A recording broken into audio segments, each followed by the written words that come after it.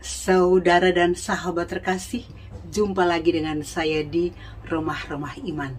Salam kasih dan salam sehat untuk kita semua. Di dalam video kali ini saya ingin menampilkan sebuah gambar atau video di mana saya dapat ada bersama dengan merpati-merpati yang indah. Ketika saya sedang menikmati alam yang indah di komunitas kami yang lama, Donggo, Bima, Nusa Tenggara Barat. Saat itu saya melihat burung-burung merpati terbang tinggi ke atas pohon dan mereka bertengger di ranting-ranting. Kemudian ada yang terbang ke sana dan terbang kemari, dan beberapa waktu kemudian merpati-merpati itu terbang rendah dan masuk di tempat di mana sudah disediakan untuk tempat tinggal mereka. Tetapi tempat tinggal itu terbuka, jadi kapan saja mereka bisa terbang untuk mencari makan ataupun untuk hirup udara segar. Nah, ketika saya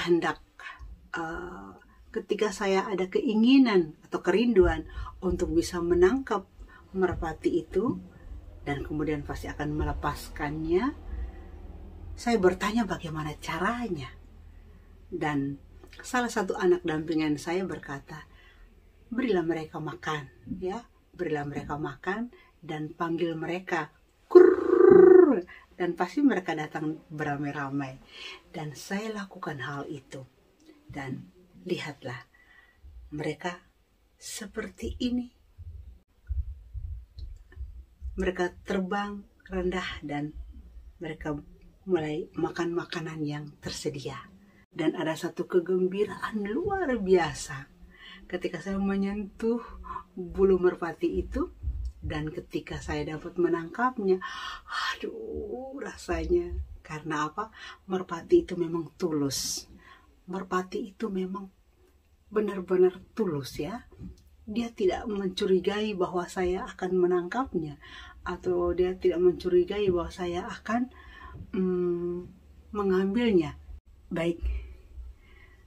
Ketika ada bersama dengan burung-burung merpati yang lucu seperti ini, yang menyenangkan dan menggemaskan seperti ini, tiba-tiba saja saya ingat akan firman Tuhan, Injil Matius bab 10 ayat 16. Di sana tertulis, "Lihat, aku mengutus kamu seperti domba ke tengah-tengah serigala.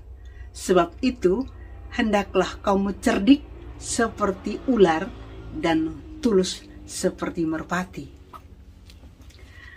Yesus kita sangat luar biasa.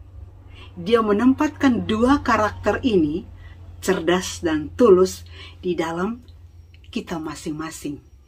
Bahwa dalam hidup kita ini, ke depannya kita tidak tahu apa yang akan terjadi.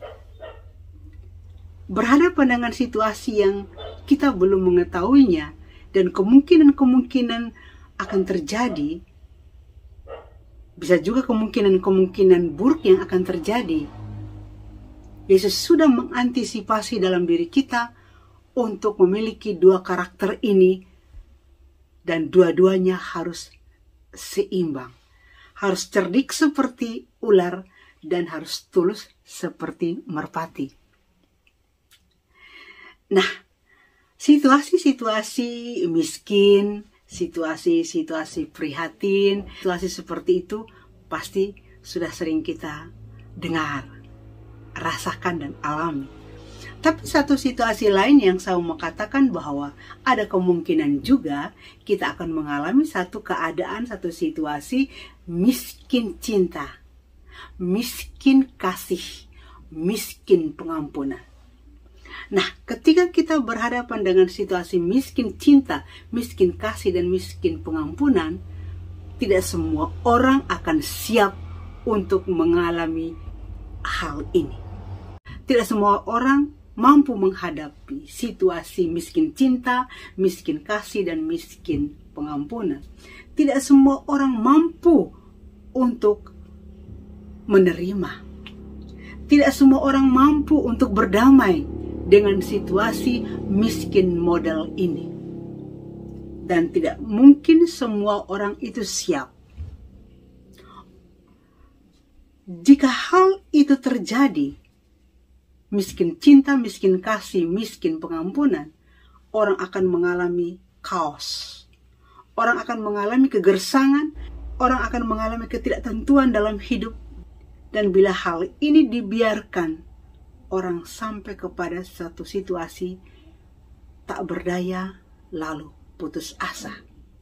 Karena bagaimanapun hidup ini butuh cinta. Mencintai dan dicintai. Butuh kasih sayang.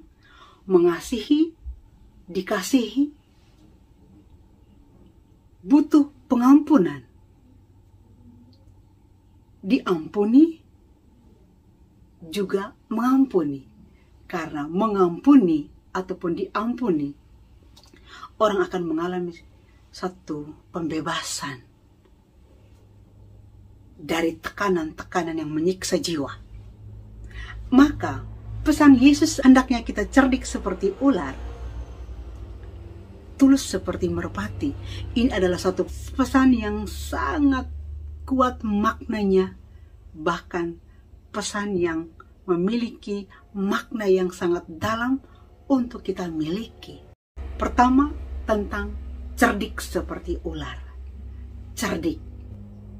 Bila kita memiliki karakter ini, maka kita mampu membaca situasi, mampu membaca keadaan.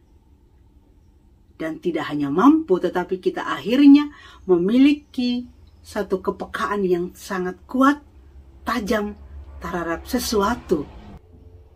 Cerdik juga menghantar kita sampai kepada sebuah kecerdasan. Cerdas mengolah perasaan, emosi, cerdas mengelola waktu, cerdas memprioritaskan masalah. Cerdik membuat seseorang lama-kelamaan menjadi bijaksana. Tahu mana yang baik dan mana yang buruk. Hal kedua, tentang tulus seperti merpati. Jika kita memiliki karakter tulus dalam diri kita lebih besar dan lebih banyak, akan sangat membantu kita dalam segala hal. Lebih-lebih ketika kita menghadapi 3 situasi yang saya katakan tadi: miskin cinta, miskin kasih, miskin pengampunan.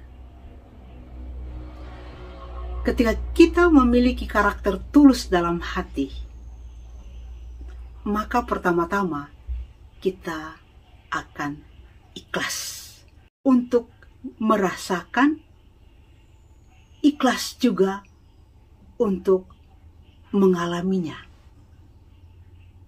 Dan tentu dengan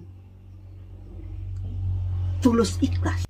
Tulus bisa dimengerti sebagai murni, tidak bercacat, tidak bercela.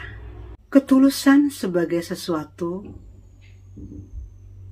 yang sungguh-sungguh, kebersihan hati, kejujuran, sederhana.